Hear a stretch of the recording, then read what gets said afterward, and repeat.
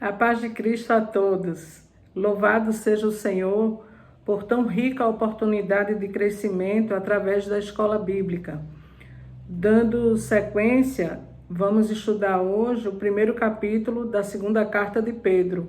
O nosso tema, crescer na fé, observando as Escrituras. Vamos ver um resumo do capítulo. Pedro começa a segunda carta mostrando que ser crente em Cristo significa ter fé igualmente preciosa na justiça do nosso Deus e Salvador Jesus Cristo. Em outras palavras, aqui está a doutrina da justificação, na qual Deus coloca em nossa conta a justiça de Cristo e põe sobre Cristo a culpa do nosso pecado. E assim, em Cristo, Deus desfez toda a nossa impureza e condenação. Como veremos posteriormente, Pedro aqui estava combatendo um grupo herético conhecido como gnosticismo, o qual pregava uma mistura de filosofia grega, esoterismo e cristianismo. Por considerar a matéria pecaminosa e má, o espírito é puro. Esse grupo pregava que o corpo deveria ser destruído e entregue a todo tipo de libertinagem e licenciosidade. Assim, aqueles crentes estavam sendo pressionados a viverem como esses gnósticos, que tentavam por todas as formas convencê-los de que os princípios como pureza, castidade, fidelidade não tem nada a ver com a vida que Cristo requer dos seus seguidores. Pedro mostra que quem foi salvo por Cristo deve viver em santidade e pureza de vida. Ele então passa a mostrar a nossa parte nesse processo. Quem deu o primeiro passo foi Deus, que agiu graciosamente a nosso favor quando não merecíamos, mas o segundo passo somos nós que devemos dar, e isso significa sermos diligentes, associando a nossa fé em Cristo, a virtude, o crescimento, o domínio próprio, a perseverança, a piedade, a fraternidade e o amor. A isso Pedro chama de confirmar a vossa vocação, chamado para a salvação.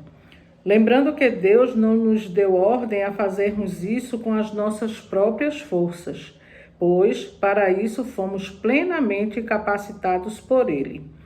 Pedro mostra o seu zelo pastoral com o rebanho de Cristo e seu empenho no ensino da palavra de Deus.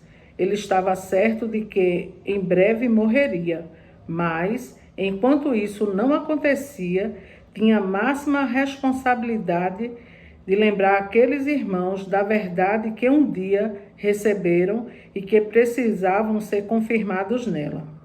Por fim, Pedro descreve a importância que a palavra de Deus deve ter na vida de todo crente. Você pode se apegar à palavra de Deus porque é impossível viver a fé cristã como uma abstração teórica.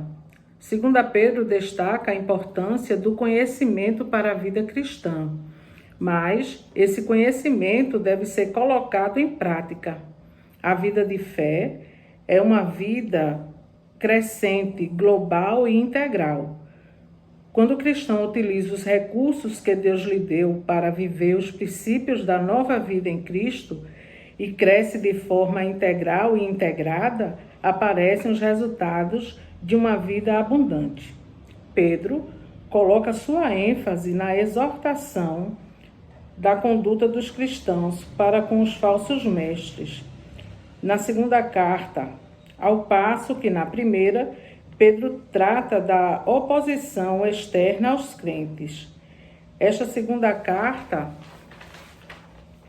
destaca a oposição interna da igreja representada por falsos mestres, que estavam ensinando heresias. No primeiro capítulo, Pedro admoesta aos seus leitores a crescerem nas virtudes da fé, na bondade, no conhecimento, no domínio próprio, na perseverança, na piedade, na fraternidade e no amor.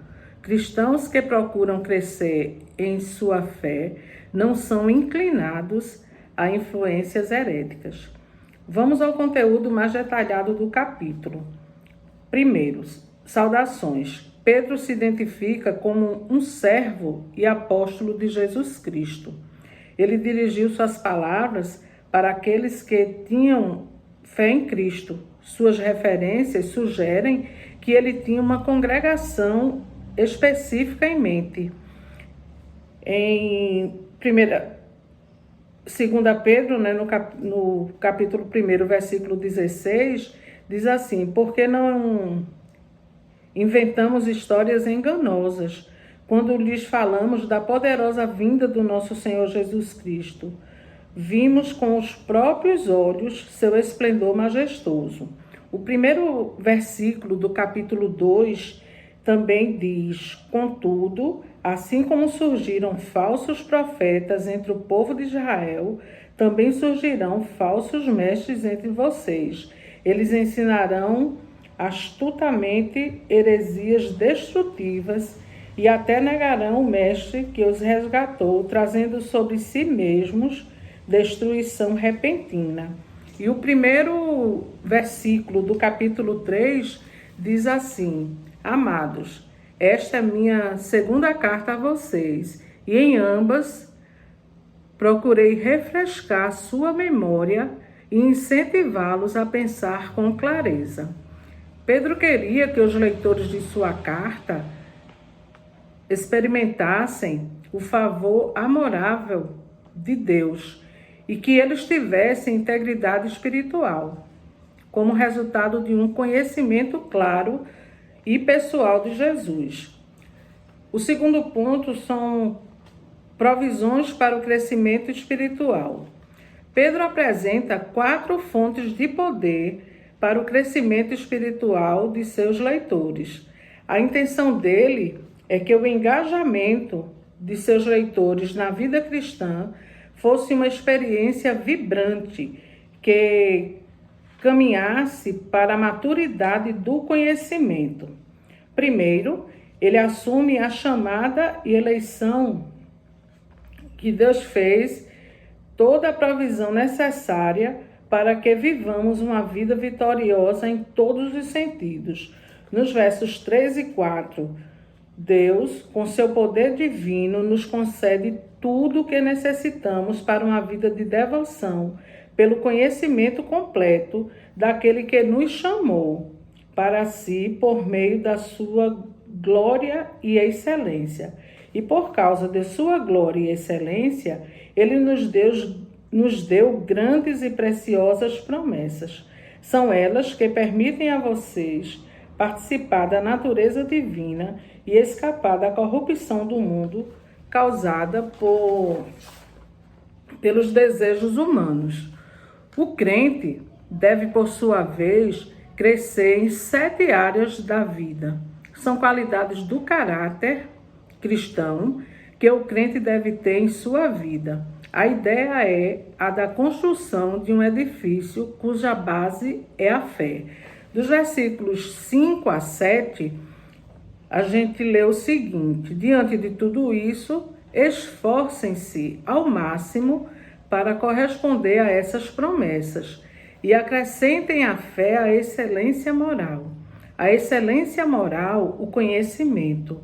Ao conhecimento, o domínio próprio. Ao domínio próprio, a perseverança. E a perseverança, a devoção a Deus. A devoção a Deus, a fraternidade.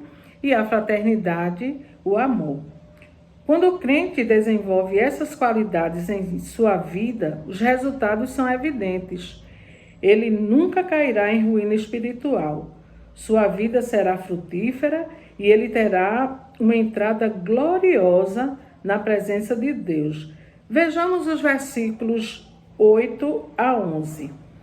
Quanto mais crescerem nessas coisas, mais produtivos e úteis serão no conhecimento completo do nosso Senhor Jesus Cristo.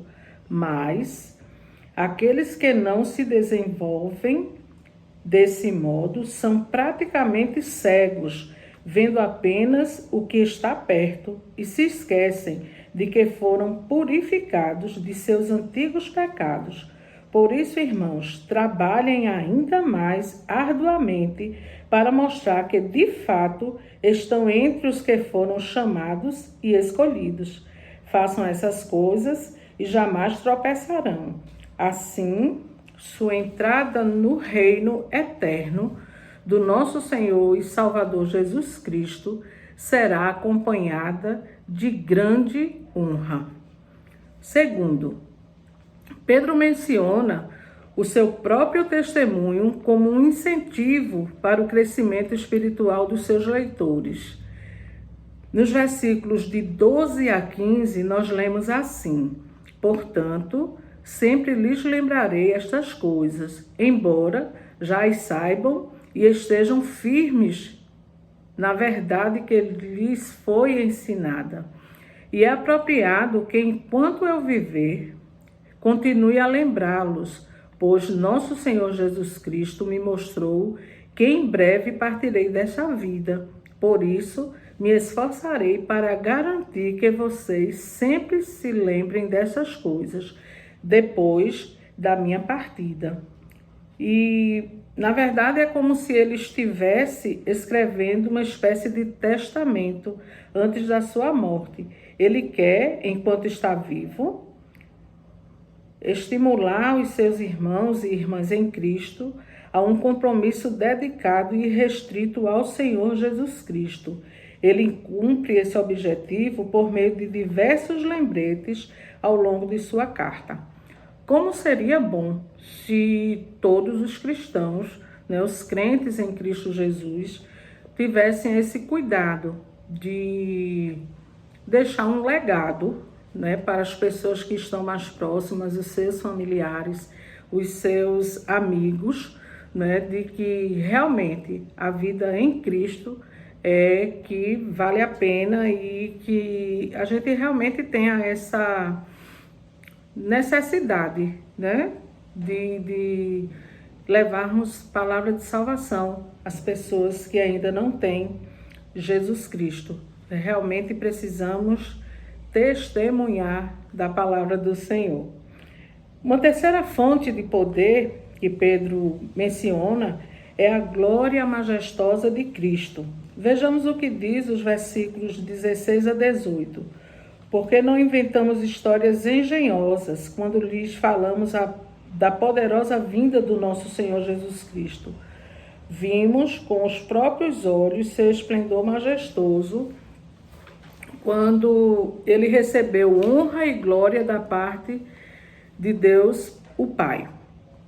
A voz da glória suprema de Deus lhe disse: este é meu Filho amado, que me dá grande alegria. Nós mesmos ouvimos essa voz do céu quando estávamos com ele no Monte Santo. Parece que havia pessoas que desdenhavam da ideia de um Cristo celestial que poderia fortalecer os crentes em sua jornada cristã. Pedro fora testemunha ocular da transfiguração de Cristo. Ele podia testificar que a glória de Jesus era uma realidade que eles poderiam experimentar. A quarta e última fonte de poder para os crentes era a mensagem profética das Escrituras, versículos de 19 a 21. Lemos assim: além disso, temos a mensagem que os profetas proclamaram, que é digna de toda confiança.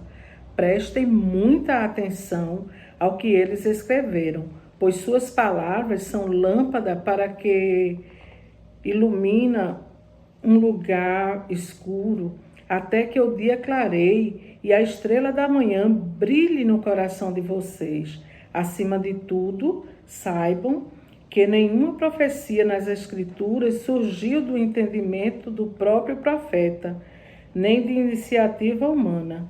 Esses homens foram impulsionados pelo Espírito Santo e falaram da parte de Deus. Pedro sentia que a transfiguração e outros eventos na vida de Jesus tornaram a visão bíblica de sua pessoa mais segura e firme. Os crentes são capazes de encontrar orientação na Bíblia até que Jesus Cristo retorne. Pedro afirma que as Escrituras são confiáveis porque sua origem é divina. A mensagem de Pedro para hoje. Precisamos usar a provisão de Deus para a vida cristã. Deus já fez a parte dele. A nossa parte é, usando os recursos que ele proveu, crescer em busca da maturidade em Cristo. A vida cristã é uma vida dinâmica e frutífera. Os crentes que procuram crescer nas 7 áreas da vida que Pedro menciona serão crentes ocupados e frutíferos. Quantas mazelas não seriam evitadas se todos os crentes procurassem seguir essa orientação? As promessas de Deus continuam valendo. O fato de Jesus ainda não ter voltado não significa que a promessa foi cancelada. É parte da provisão do amor de Deus para salvar a humanidade. Devemos vigiar para que ensinos falsos não se introduzam na vida dos crentes, na igreja. Elas entram de forma bem sutil, parecendo até inocentes no início, mas desviam os fiéis da fé verdadeira em nosso Senhor Jesus Cristo. Se não forem combatidas, a única forma de identificarmos e combatermos os falsos ensinos e os falsos mestres é pela fidelidade à palavra de Deus. Você quer saber se está crescendo espiritualmente? Então avalie como você está se relacionando com a palavra de Deus. Apego à palavra é demonstrado quando cremos no que ela diz, não somente porque nos esforçamos para isso, mas porque fomos vivificados e iluminados por Deus para isso. Apego à palavra pressupõe obediência ao que ela manda, e Deus não lhe manda fazer algo para o qual ele não tenha capacitado. Logo, se ele ordena que você viva em santidade de vida, saiba que ele já o separou para si, e pelo fato dele ter feito isso, ele o capacitou plenamente a viver de forma santa e obediente. Deus quer você crescendo espiritualmente, e isso só é possível apegando-se à palavra. No capítulo 3 de 2 Pedro, o versículo 18, diz assim: antes cresçam na graça e no conhecimento do nosso Senhor e Salvador Jesus Cristo.